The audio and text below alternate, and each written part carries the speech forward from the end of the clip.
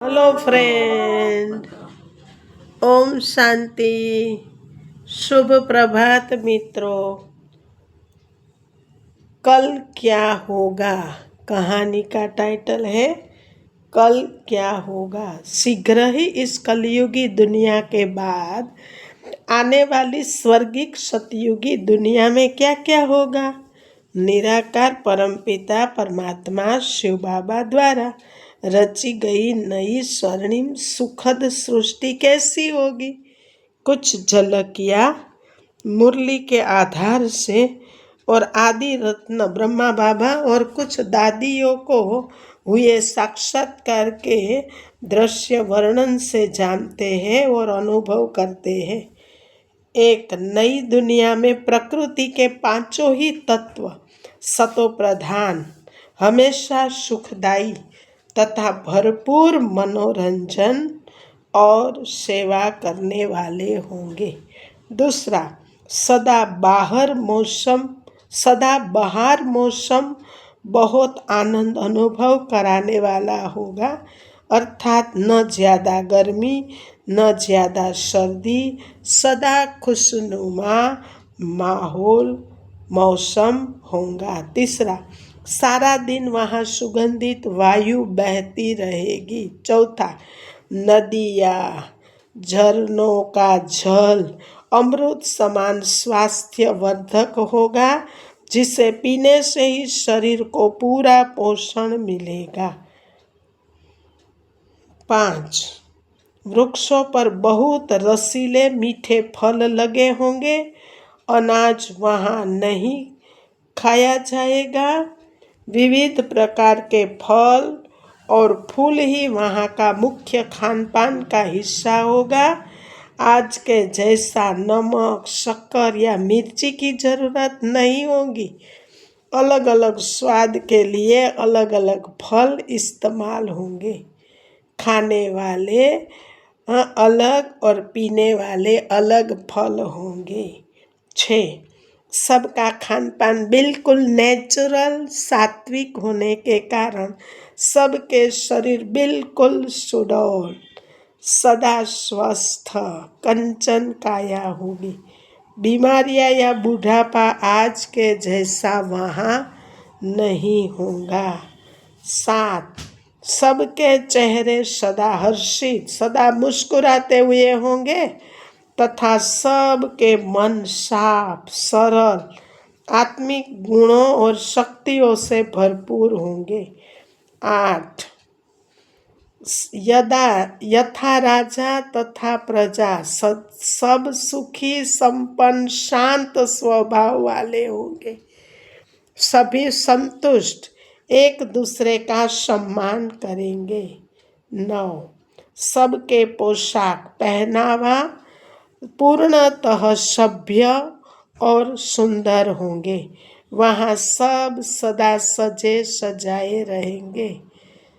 10, बच्चों पर पढ़ाई का कोई बोझ नहीं होगा, बल्कि स्कूल में खेल खेल में खुशी खुशी सभी बहुत अच्छी पढ़ाई करेंगे। चित्रकला संगीत कला नृत्य कला और राज विद्या जैसी कलाएं वहाँ ज़्यादा सीखेंगे। 11, पूरी पृथ्वी में होने वाले बदलाव से भूमंडल केवल भारत का होगा, सारा विश्व ही भारत कहलाएगा।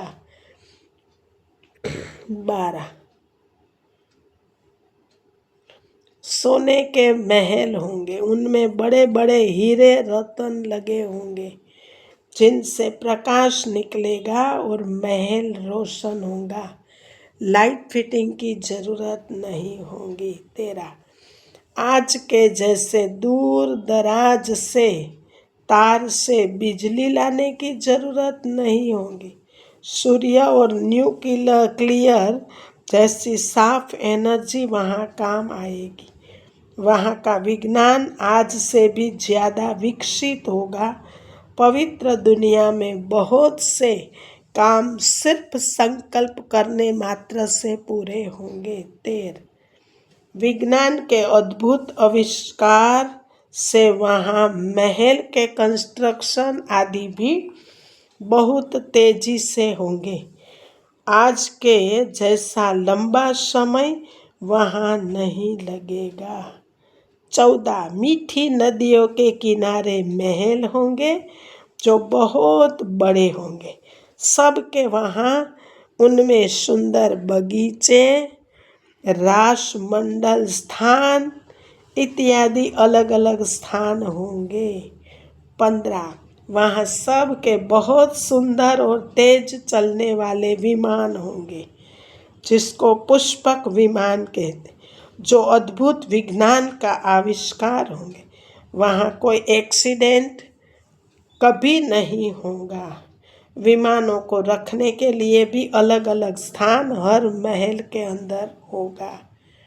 16 राजा रानी अपनी प्रजा का बहुत ख्याल रखेंगे।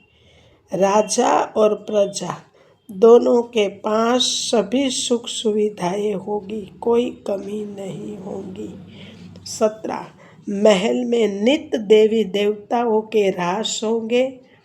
समारंभ तथा प्रीति भोजन के उत्सव होंगे। 17 संतान वहाँ योग बल से पैदा होगे। एक बच्चा एक बच्ची, माँ का गर्भ महल होगा, मतलब सुखदायी होगा। जन्मते समय माँ व शिशु दोनों को कोई कष्ट नहीं होगा।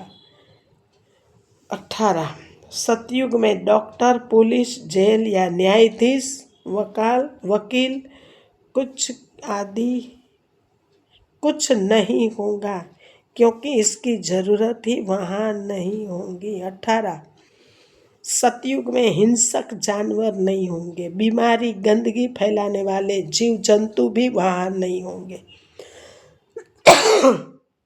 जो भी पशु पक्षी होंगे वह भी सुंदर, मनमोहक, मनोरंजन करने वाले होंगे। सतयुगी दुनिया इतनी सुंदर होगी जिसकी हम पूरी कल्पना भी कर नहीं सकते हैं। त्रिकालदर्शी परमात्मा ने बताया है कि आज पुरानी दुनिया में जो भी दृश्य तुम देख रहे हो वह एक भी वहाँ नहीं होंगे, और जो वहाँ के दृश्य थे वो यहाँ एक भी उपलब्ध नहीं है। तो आइए हम सब ईश्वर की डायरेक्ट संतान शिव परमात्मा से योग लगाकर दिव्य गुणों को धारण कर सतयुग में जाने के लायक बने। अच्छा मित्रों, ओम शांति। अगर कहानी अच्छी लगी हो तो अपने मित्रों को, परिवार के सदस्यों को सब ग्रुप में शेयर करना, लाइक करना, प्यारी सी कमेंट करना। नए हैं तो सब्सक्राइब करना चैनल को। धन्यवाद।